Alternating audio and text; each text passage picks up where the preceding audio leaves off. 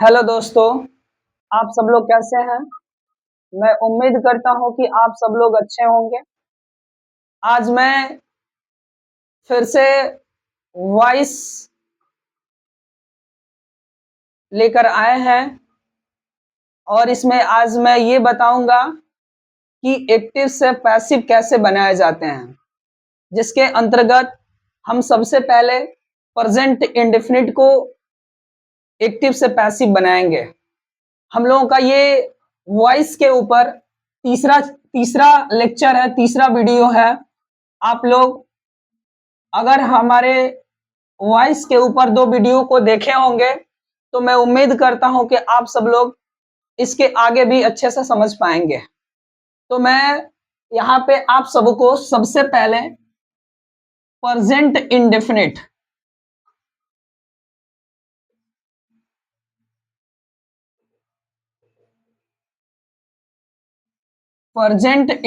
Tense को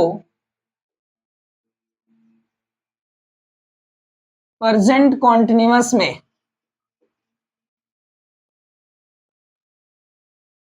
बदलेंगे। अर्थात इसका मतलब यह है कि यदि present indefinite tense active voice में होगा तो इसको हम पैसिव वॉइस में बदलेंगे। पैसिव वॉइस में कौन होगा? तो आपका प्रेजेंट कॉन्टिन्यूअस होगा। यानी इस प्रेजेंट इंडेफिनिट को जब हम पैसिव में बदलते हैं तो ये प्रेजेंट इंडेफिनिट वो प्रेजेंट कॉन्टिन्यूअस में बदलता है। तो ये चीजें मैं सीखूंगा, जिसके अंतर्गत इस इंडेफिनिट के अंतर्गत 4 प्रकार के भाग होते हैं, 4 भाग होते हैं, जिसको हम पहला सिंपल कहते हैं, दूसरे को निगेटिव कहते हैं और तीसरे को इंट्रोगेटिव,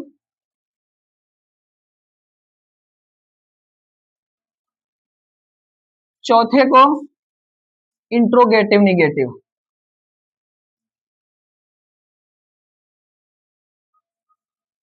इंट्रोगेटिव गेटिव निगेटिव।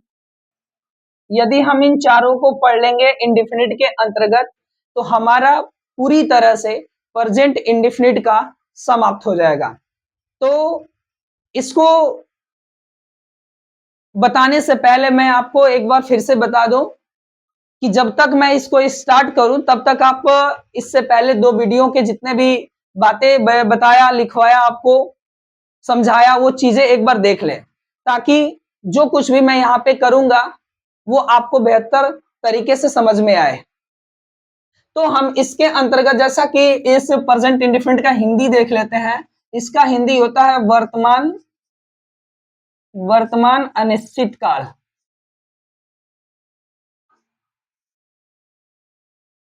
वर्तमान अनिश्चित काल और इसका हिंदी अर्थ होता है वर्तमान अपूर्ण काल। ठीक है। और इसके अंतर्गत हम लोग सबसे पहले सिंपल को पढ़ेंगे। सब चीज आपके सामने यहाँ पे रख देंगे इस व्हाइट बोर्ड पे। आप लोग उसको चाहें तो अपने नोट कॉपी या फेयर कॉपी हो या रफ कॉपी हो, उस पे आप लोग लिख लेंगे।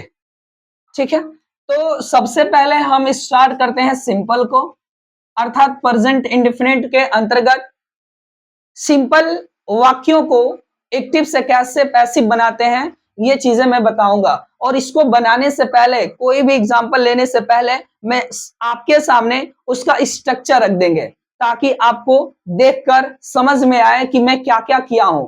तो आपको बिल्कुल ही घबराना नहीं है, शांति से बस इस वीडियो के अंत तक आपको बने रहना है, ताकि किसी भी प्रकार का आपको समस्या ना आए। तो हम लोग स्टार्ट करते हैं। इस सिंपल का हिंदी अर्थ देख लेते हैं,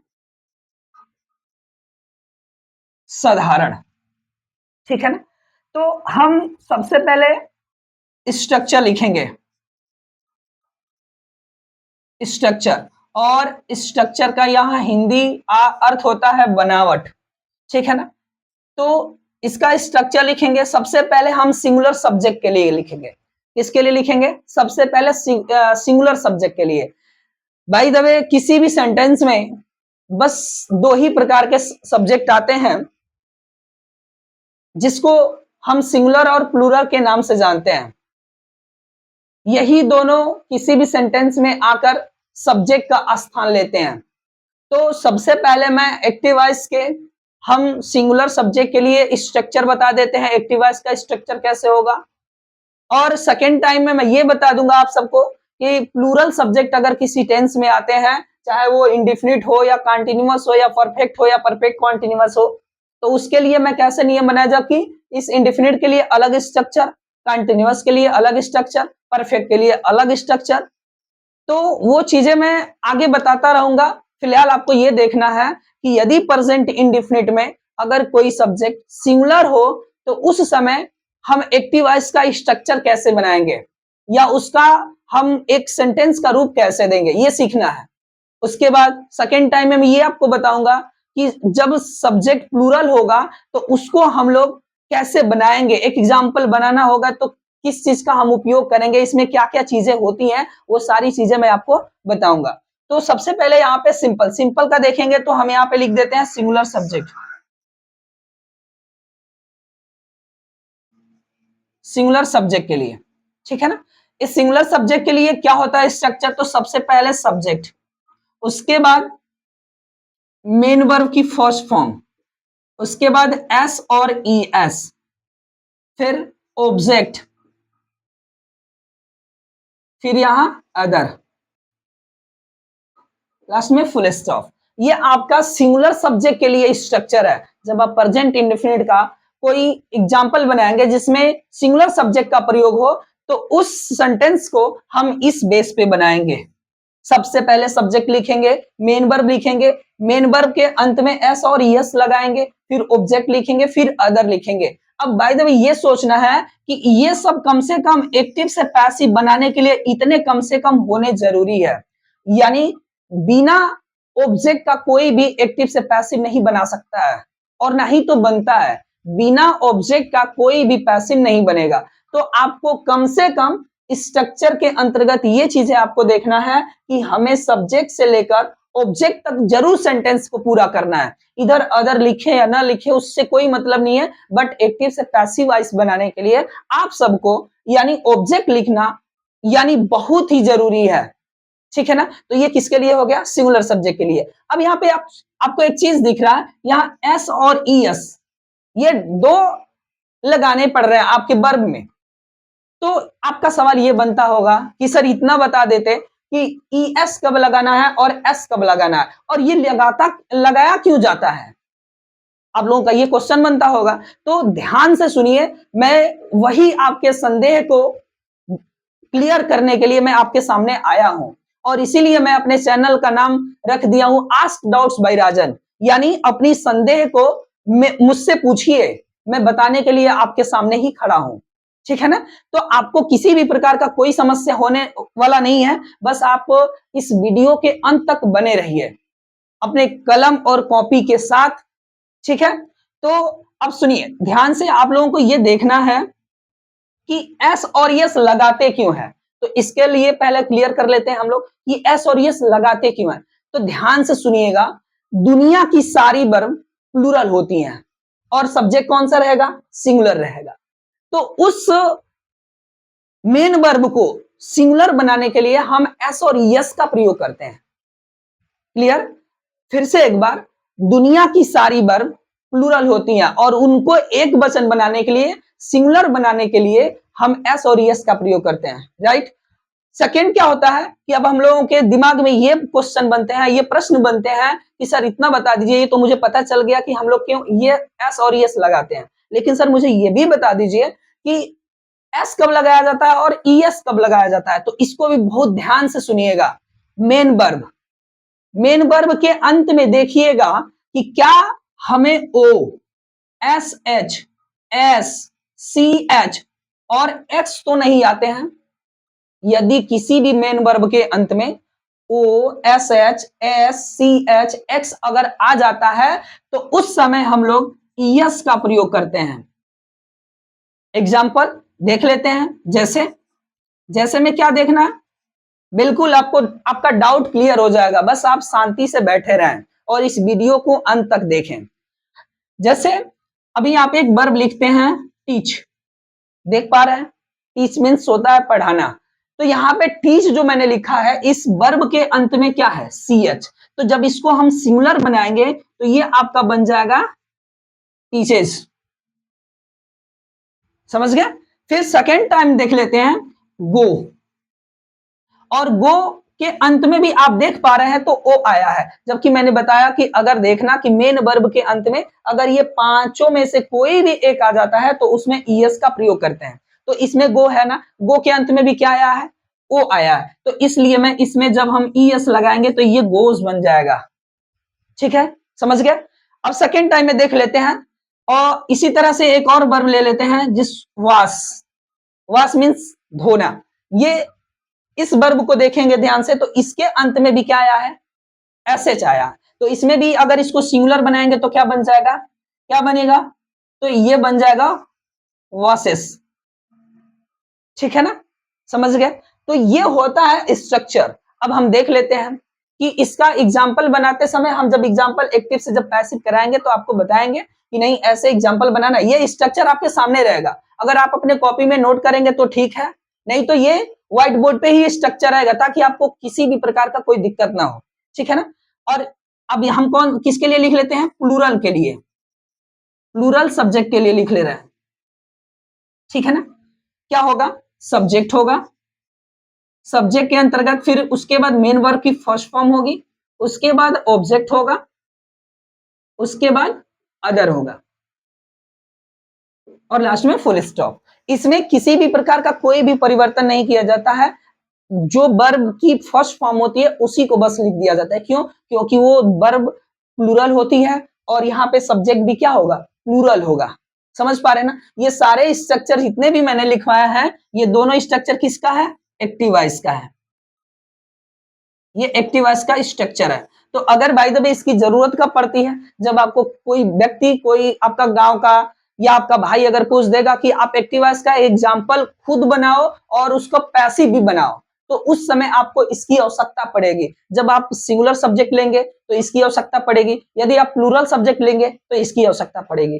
तो आपको किसी भी प्रकार का एग्जाम्पल बनाने में कोई कष्ट नहीं होगा जब आपको स्ट्रक्चर मालूम रहेगा। और इसी को हम लोग एक्टिव वॉइस, जितनी भी टेंस हम पढ़ते हैं ना वो सारी की सारी एक्टिव वॉइस ही होती हैं। बस उसको पैसिव बनाने के लिए मैं स्ट्रक्चर लिख देता हूं यहाँ पे। तो देखिएगा इसका स्ट्रक्चर, पैसिव का स्ट्रक्चर क्या होगा, पैसिव का structure, passive voice, sorry, passive voice का स्ट्रक्चर क्या होगा। सबसे पहले यहाँ पे लिखेंगे, जैसा कि मैंने कल वाली वीडियो में आपको बताया था कि एक्टिव वॉइस का सब्जेक्ट पैसिव वॉइस में ऑब्जेक्ट बन जाता है और एक्टिव वॉइस का ऑब्जेक्ट पैसिव वॉइस में सब्जेक्ट बन जाता है। मैंने दूसरा रूल ये लिखवाया था कि चाहे वो किसी भी फॉर्म में हो, first form, second form, third form, fourth form, fifth form, किसी भी फॉर्म में हो, जब उसको पैसिव बनाते हैं तो उसको हमेशा थर्ड फॉर्म में लिखते हैं। ये मैंने बताया था। और एक चीज और बताया था, आप लोगों को याद होगा कि जब एक्टिव वॉइस के सब्जेक्ट को जब पैसिव वॉइस में लिखते हैं तो उसके पहले प्रीपोजिशन बाई का प्रयोग करते हैं, जबकि हम अलग अलग प्रीपोजिशन का भी प्रयोग कर सकते हैं, बट अभी फिलहाल हमको ये सीखना है कि बस बाई लगाना है, जबकि अलग अलग वर्ब के लिए अलग अलग प्रीपोजिशन का प्रयोग किया जाता है। तो वो चीजें मैं बाद में बताऊंगा, मैं रोज कहता हूं कि वो चीजें मैं बाद में बताऊंगा। आप लोग ये मत सोचना कि सर ये बता रहे हैं तो ये कब बताएंगे, ऐसा कुछ नहीं है। मैं जब तक पूरी तरह से मुझे संतुष्टि नहीं हो जाता है कि मैं अब वॉइस में कुछ छोड़ा नहीं हूं, तब मैं दूसरा चैप्टर आपके सामने लेकर आऊंगा। ठीक है ना। तब तक इस वीडियो को ध्यान से पढ़ें, ध्यान से देखें, और अगर वीडियो अच्छा लगे तो इसको आप लोग लाइक करें। अगर चैनल को सब्सक्राइब नहीं किए तो इसको सब्सक्राइब कर लें, बेल आइकन को दबा दें, ताकि जब भी कोई मैं वीडियो अपलोड करता हूं यूट्यूब चैनल पे, आपके यूट्यूब चैनल पे, तो आपके पास सबसे पहले पहुंच जाए। ठीक है ना। तो पैसिव वॉइस का स्ट्रक्चर क्या होगा, तो एक्टिव वॉइस का ऑब्जेक्ट होगा, object, object of active voice. समझ पा रहे हैं। उसके बाद यहां पे क्या होगा, इज एम आर। क्यों इज एम आर, क्यों, क्योंकि ये प्रेजेंट इंडेफिनिट किस में बदलता है, प्रेजेंट कॉन्टिन्यूअस, और प्रेजेंट कॉन्टिन्यूअस की हेल्पिंग वर्ब क्या होती है, इज एम आर होती है। तो इसलिए यहाँ पे object of active voice, active voice का ऑब्जेक्ट मैंने लिख दिया। मैंने बताया था कि एक्टिव वॉइस का ऑब्जेक्ट पैसिव वॉइस में सब्जेक्ट बन जाता है, तो एक्टिव वॉइस का मैंने यही तो लिख दिया, एक ऑब्जेक्ट ऑफ एक्टिव वॉइस यानी एक्टिव वॉइस का ऑब्जेक्ट, ठीक है ना। उसके बाद यहाँ पे क्या लिखेंगे, इज लिखेंगे, एम लिखेंगे और आर लिखेंगे, ठीक है ना। अगर सिंगुलर सब्जेक्ट का होगा तो इज, प्लूरल होगा तो आर, अगर आई रहेगा एम, क्लियर। उसके बाद क्या लिखेंगे, तो मेन वर्ब का हमेशा क्या लिखते हैं, थर्ड फॉर्म लिखते हैं, ये हो गया ना। अगर आपको सेंटेंस में अगर सेकंड ऑब्जेक्ट भी दे दे तो आप यहाँ पे सेकंड ऑब्जेक्ट लिख देंगे, कोई दिक्कत नहीं होगा। फिर उसके बाद आप बाई लगाओगे, बाई लगाने के बाद यहाँ पे लिखोगे कि subject of active voice, active voice, ठीक है ना, सब्जेक्ट ऑफ एक्टिव वॉइस, ये बातें हो गई। फिर उसके बाद क्या होगा, फिर यहां पे उसके आगे लिखेंगे प्लस ओ अदर, और अंत में आप लोग फुल स्टॉप लगा दोगे। ये आपका रहा एक पैसिव वॉइस का स्ट्रक्चर, ठीक है ना, क्लियर। तो इसको आप लोग नोट कर लें या स्क्रीनशॉट कर लें, ठीक है ना। मैं उम्मीद करता हूं कि आप सब लोग स्क्रीनशॉट ले लिए होंगे या नोट कर लिए होंगे। चलिए आगे देखते हैं। मैंने कहा था आप सबको कि हम लोगों का ये स्ट्रक्चर आपके सामने ही रहेगा ताकि आपको किसी भी प्रकार का कोई दिक्कत ना हो। तो चलिए हम लेकर चलते हैं एग्जाम्पल, ठीक है ना। तो एग्जाम्पल में ये देखेंगे हम लोग कि सबसे पहले हम सिंगुलर सब्जेक्ट को लेकर कुछ वाक्य बना लेते हैं एक्टिव से पैसिव, ठीक है ना। तो सबसे पहले हम सिंगुलर सब्जेक्ट लेंगे। सिंगुलर सब्जेक्ट के अंतर्गत कौन सा आता है, तो आप लोग जानते होंगे कि सिंगुलर सब्जेक्ट के साथ ही आता है, नेम्स आते हैं, जैसे नाउन आते हैं, नाउन में सिंगुलर नाउन जैसे राम, श्याम, गीता, ये सारे के सारे सब्जेक्ट क्या हैं, आपके सिंगुलर सब्जेक्ट हैं। सी हो गया, ईट हो गया, ठीक है ना। तो ये सारे, तो इसमें से कोई भी एक एग्जांपल ले लेते हैं, जैसे मान के चलो कि कोई नाउन ले लें, हम यहाँ पे लिख देते हैं राम, ठीक है ना, राम। उसके बाद मैं यहाँ पे लिख देते हैं बॉयज, ठीक है ना, ये हो गया।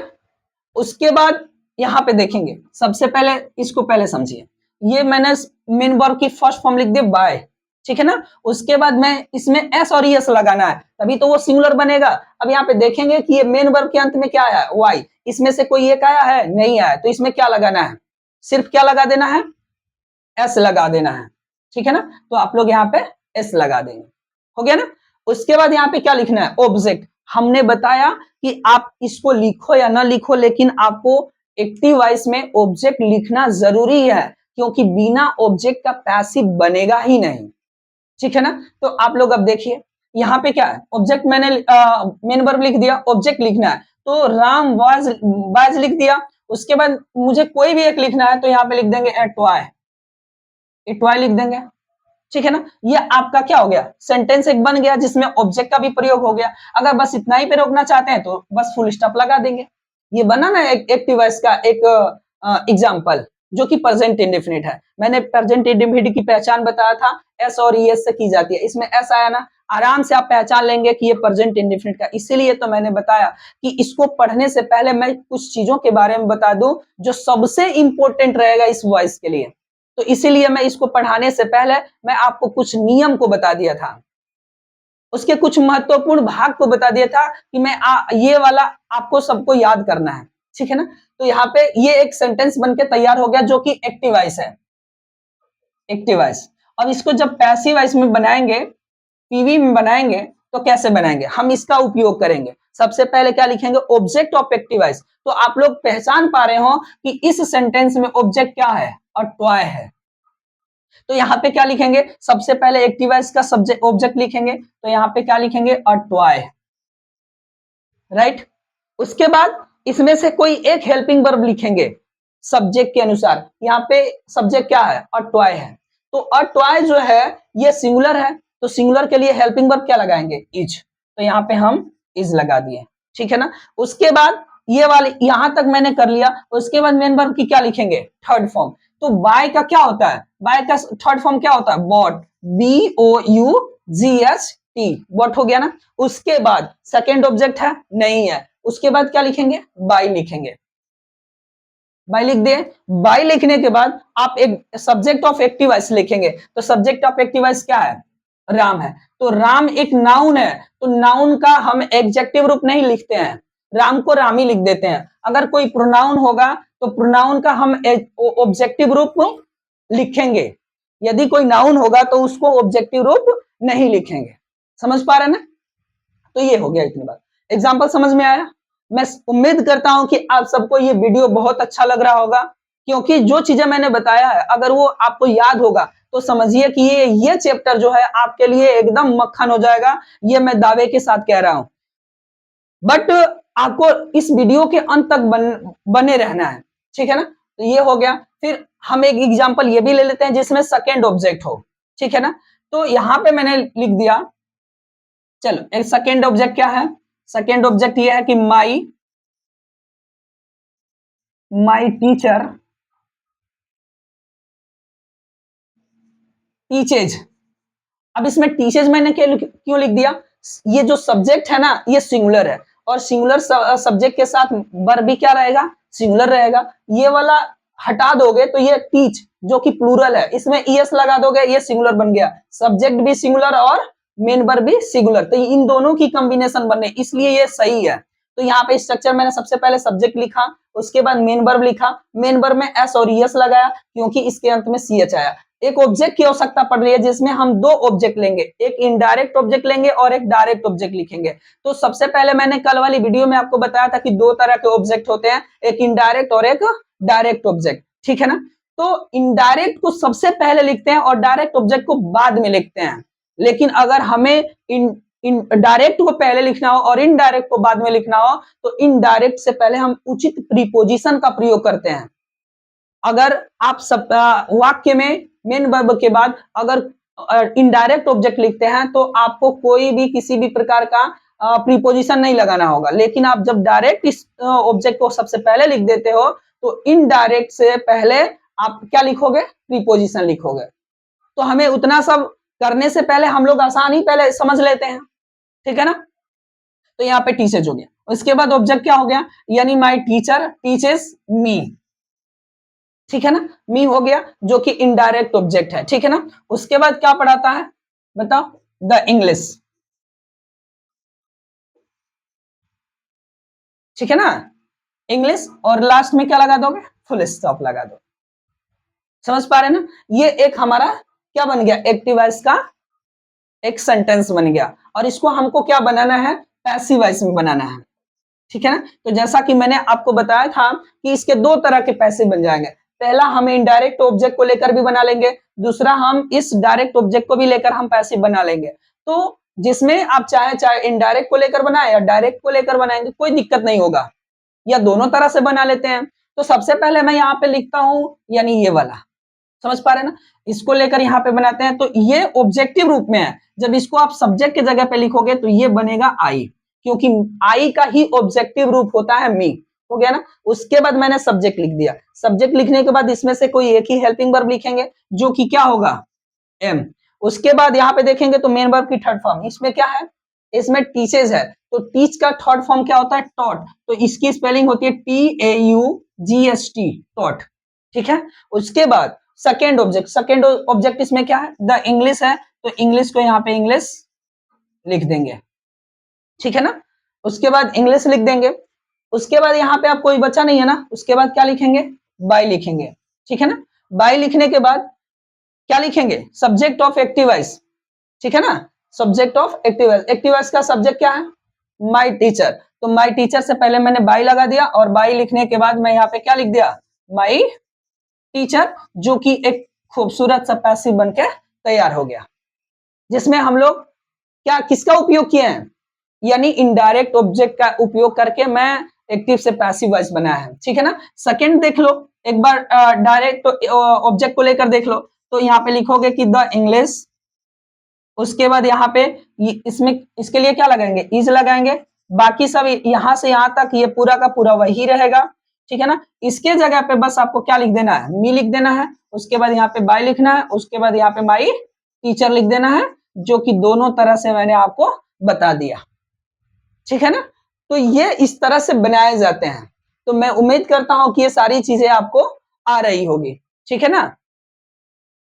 इसको आप लोग स्क्रीनशॉट कर लें।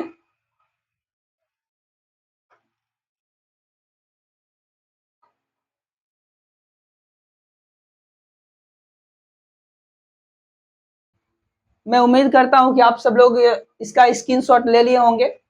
तो आज के लिए बस इतना ही, क्योंकि इसके आगे ज्यादा समय लग जाएंगे फिर। तो आज आज के लिए बस इतना ही, ठीक है ना। इसके बाद हम लोग आराम आराम से पढ़ रहे हैं, कोई जल्दीबाजी करने की कोई आवश्यकता नहीं है। तो इसके आगे का यानी निगेटिव हम कल पढ़ेंगे। प्रेजेंट इंडेफिनिट का निगेटिव यानी सेंटेंस को हम पैसिव वॉइस में कैसे बदलते हैं, ये मैं कल वाली वीडियो में आपको बताऊंगा। Thank you for watch.